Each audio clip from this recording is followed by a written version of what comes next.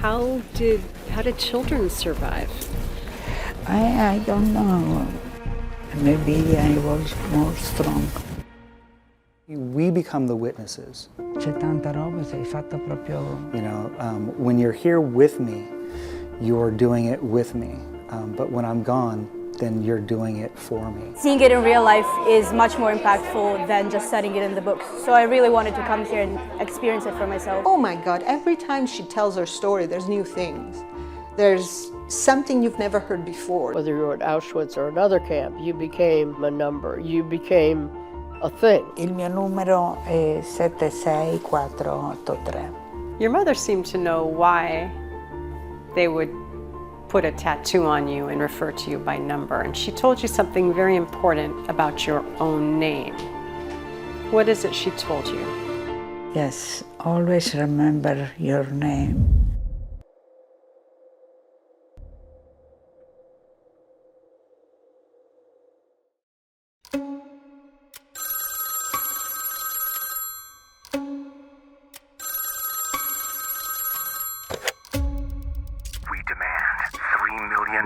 And used $100 bills.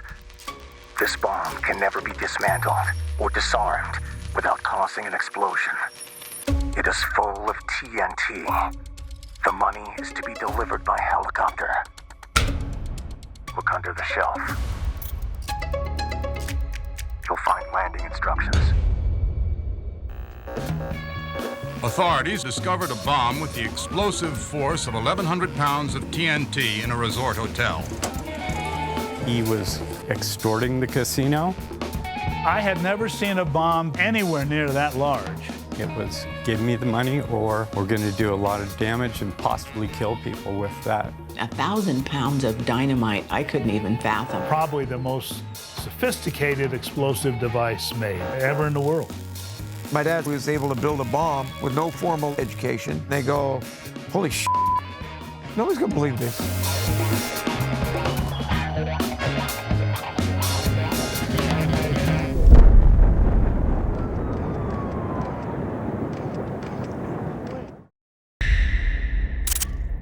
The relocation saga and the fight for the team. I think it's time for redemption. I had that gut feeling. Was a more interesting sport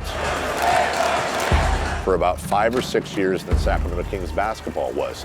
I think they should leave him here. I mean, where are they gonna go? Everything was lining up for Seattle to get the Sonics back. There was a party in the streets when the arena deal was done. It's a significant day for our community because it's the first time it appears that the Sacramento Kings are for sale. We're a basketball city and we're ready for the NBA. This was a more interesting, if not infinitely more stressful team off the floor than it was on the floor. It's a ruthless game, pro sports. I want to see the Kings stay, but at this point, you know, who really knows what's going to happen. Because nothing changed on the floor, they just lost again and again and again and again. But off the floor, you have all these new characters, twists, turns, drama, mayhem, backstabbing. It became real clear that they were no longer committed to Sacramento. There's no pressure on us, zero. It's been so up and down, up and down. It was insane. Heard so many different stories. We already went through this once. Does anything ever come easy to Sacramento? Never, but we like it that way.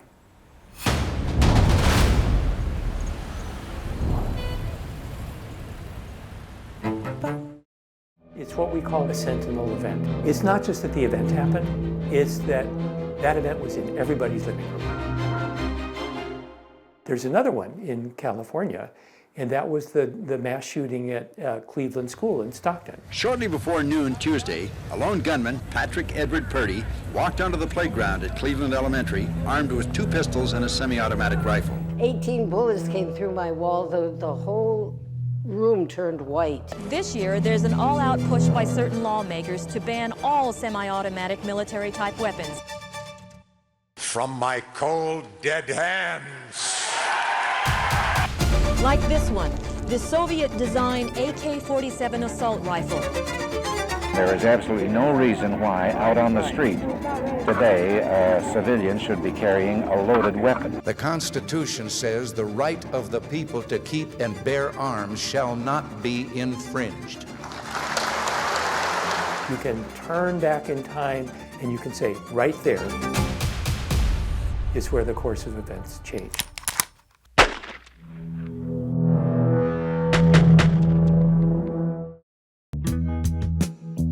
Welcome to the Americans Helping America Chamber of Commerce agency here from Sacramento, California, USA.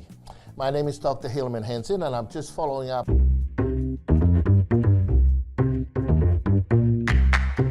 If you start telling people what he was pitching, nobody would believe it. But yet, people were believing it every day. And when I'm talking about this program, I'm talking to all different diverse communities and also American people. I had been a lawyer for 30 years by that time, and I remember thinking, like, can you do that? And I mentioned something about during the 1964, the law of the adult adoption came out, and since then hardly being utilized or used by the people because of lack of knowledge and also not understanding how to go about these things. Usually it's 5 years as a lawful permanent resident before you can naturalize and become a United States citizen. And to become a United States citizen, you have to pass a test. You have to stay out of any criminal trouble while you're a lawful permanent resident. Adult adoption here is pretty much giving the rights to anybody. The rights to anybody to be adopted under the law of the United States of America. Have you ever heard of anybody being adopted as an adult and becoming a U.S. citizen? Never.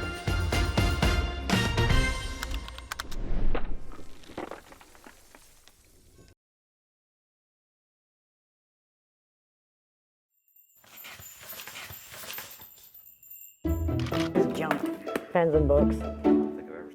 So I found this in a dumpster in Lincoln, California. This little guy. Melody Phillips' apartment is filled with little treasures. These jewels here, I believe these did come from the same dumpster. And all of the items she's found in the past few years were in dumpsters, tossed away. This necklace that I'm wearing, and the earrings. But one particular piece has stuck with her for a long time. I found a Victorian photo album. How long ago when you found this? 6 years ago. Left in this dumpster, in a box, an album of photos more than a century old. I don't know. It seemed important to me.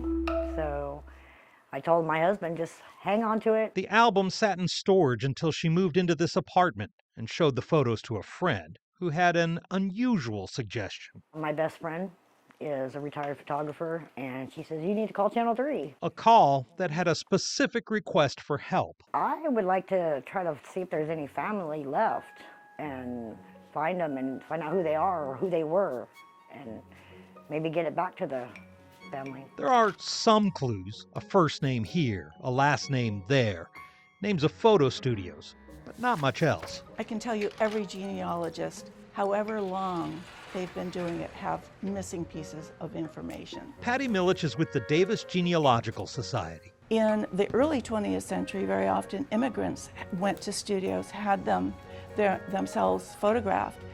The photographs were put on postcards, which were sent back to the old country. Photos like these, Milich says, were a way to show family in other countries you were a success. Still, studios often use the same backdrops and props, making it hard to know just where or who the people are. Well, the first thing you do is be happy that you found anything written at all, like a name, first or last. So we started with the studios. One based in Santa Cruz, and the names we had: Mama Louise, Grandpa Rifle, going into California census records starting in 1850 and moving forward.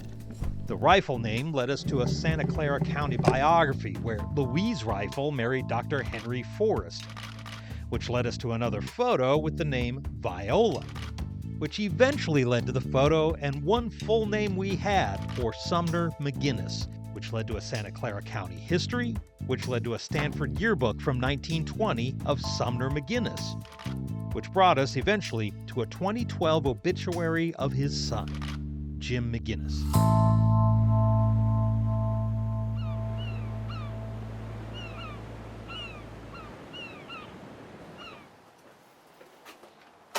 Which led us to Carmel. Hello.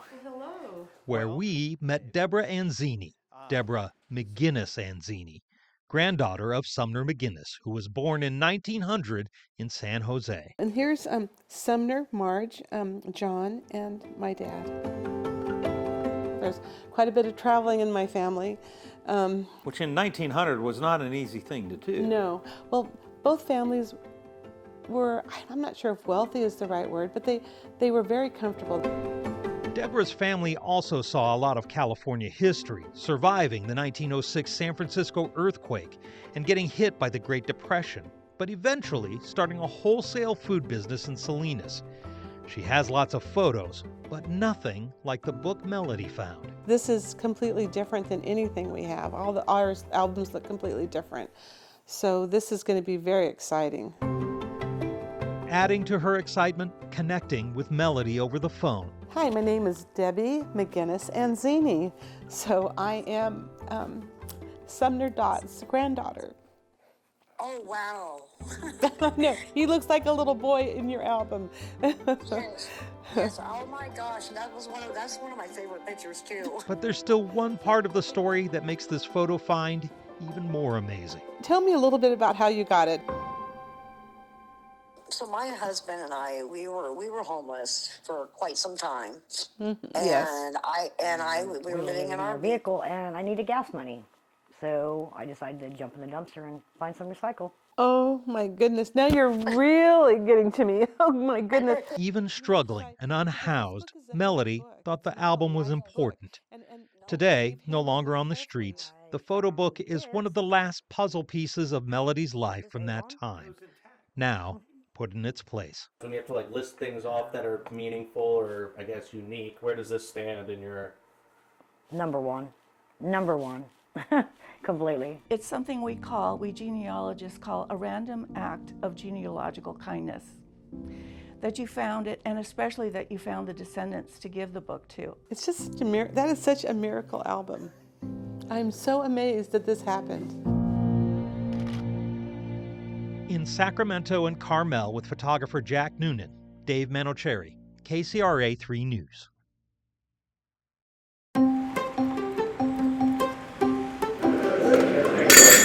Walk through the doors of Chicago Cafe in Woodland. I need 2 deluxe dinners, both of them, no chicken chow with pork chow, Chinese style. And you're walking into a time machine. There's family style, anything like old style. It's not just owner Paul Fong's history on the walls. That's me. That's my dad and my mom.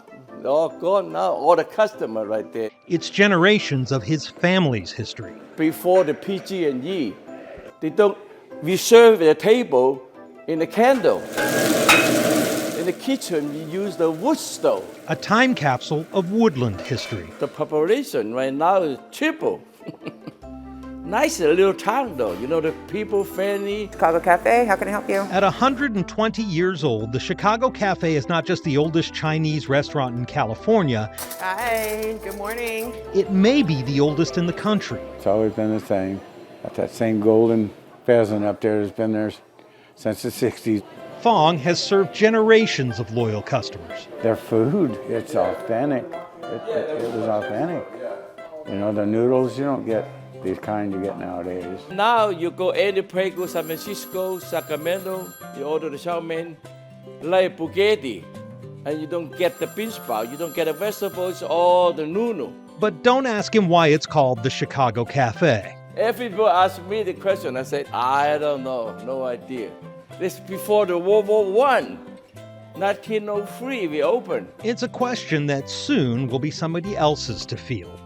After decades running his family's restaurant, 52 years ago, I come to the United States. Paul Fong has decided to sell. And I'm too old. No energy no more, I gotta pay with the grandkids. Can close up and then retire, I can go travel a little bit, otherwise it's too late. All right, Dan, is that gonna be enough hot mustard for you, honey? Yeah. Okay. It's not a decision that sits well with the locals. They worry someone else may not keep up the fresh, old-school meals. I don't see how anybody can make it the same. I just don't see how. But you never know. Unless he teaches them, then maybe. It is literally the end of an era, the last of Paul Fong's family to serve his customers. Good. Which is one of the things he'll miss the most. If I go out, we will miss all my friends. They all come eat every day. The 3-4 generation come. Grandpa, great grandkid come. Everybody come eat. Don't close, you close them, we don't have nowhere to go, Gonna be missed. It really is. In Woodland with photographer Victor Nieto and producer Jason Marks, Dave Manocheri, KCRA 3 News.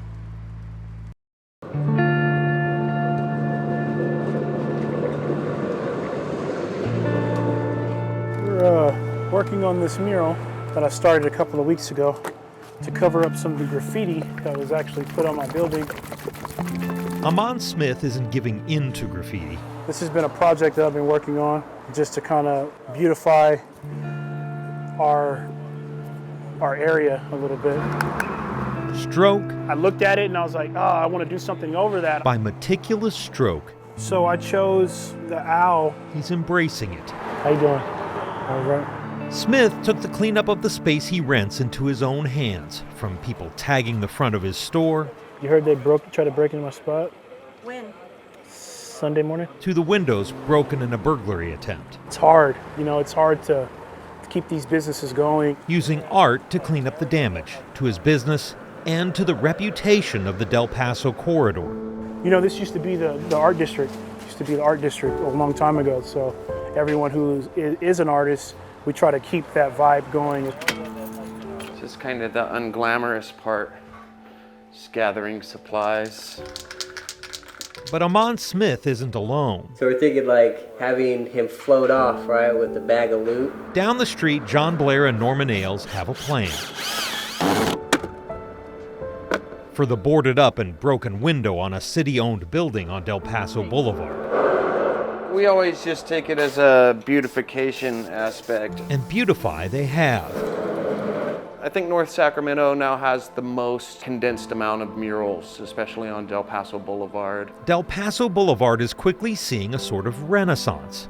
I think you can walk this 1.1 miles and see around 50 murals. Artists using graffiti art to change the landscape. It's a very American art form that just has now spawned worldwide. It's kind of like jazz music in that sense, that it's purely an American art form. Blair took that idea literally, adding a QR code to this mural.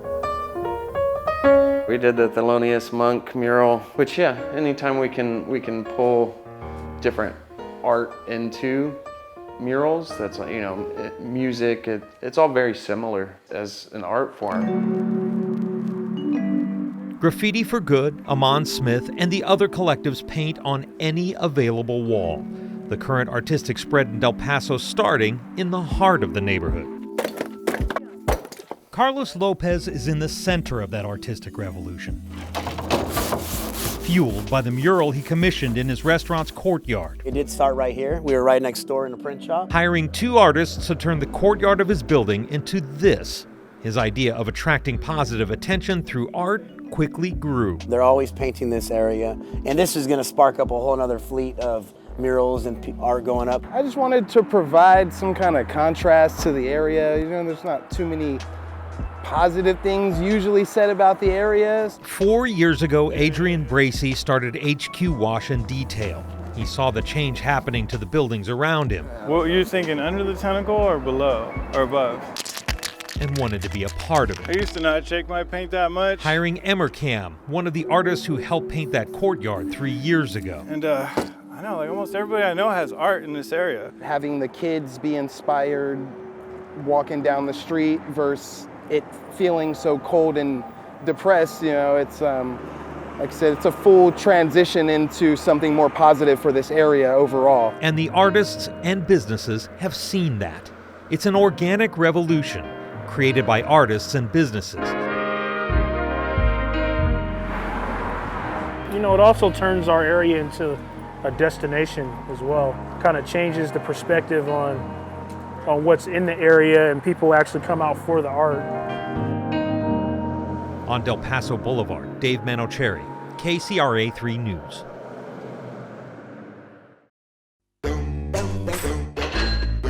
With gleaming chrome and bright canary yellow and red paint, this machine is poised and ready for a quarter. But it's not in a casino. When we play poker, then, I always make sure that we have some quarters on the table. This 1936 Mills Novelty Company War Eagle slot machine is in Warren Treacher's home. The odds of getting 3 bells are 1 in 64,000. But when he first bought the machine, his odds of getting anything were slim. Well, the handle had snapped off. It was poorly packed. I mean, you can see how heavy they are. And he shipped it in a cardboard box. Which begs the question, how do you find someone to fix a 1930s slot machine? I would bet dollars to donuts there's only maybe 2 or 3 other guys in the whole country. How did you guys find out about him? Very cranky. These are not easy to put these down. Would be one of those 2 or 3 guys. Everybody likes Vice. Vice, you could say, Here we go.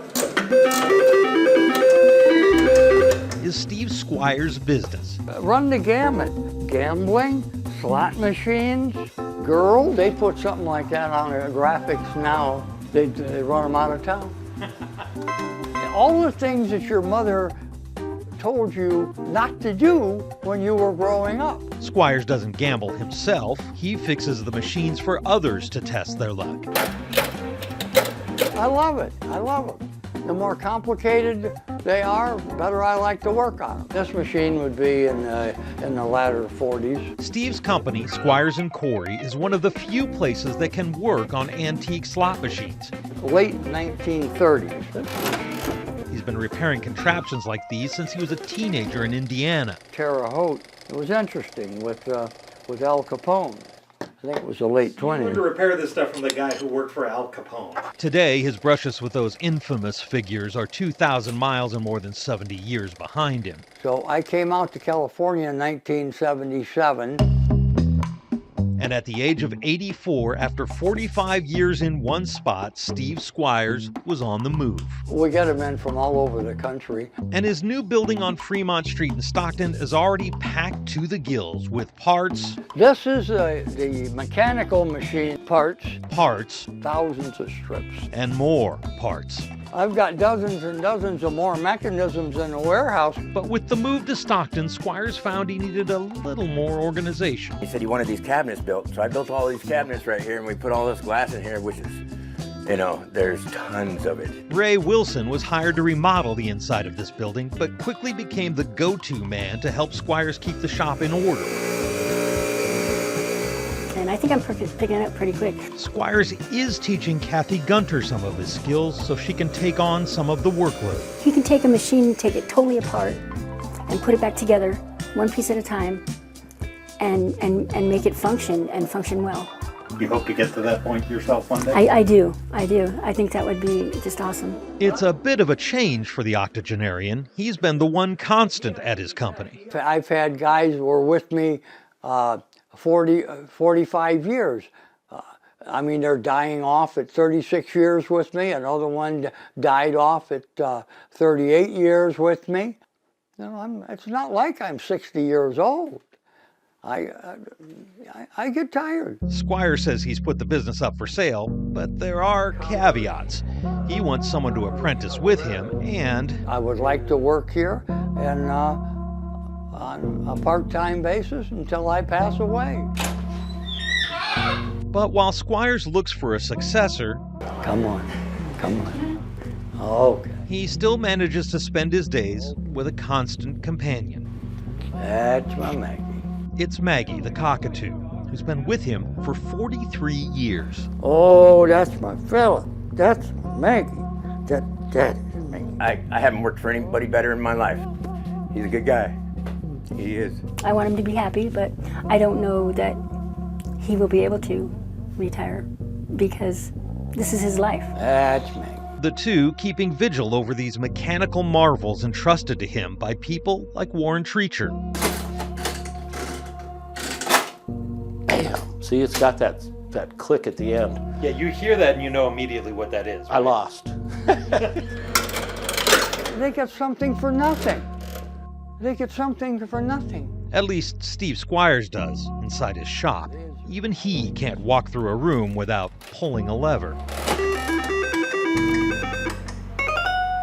That's a winner. In Stockton, with photographer Victor Nieto, Dave Menacheri, KCRA 3 News.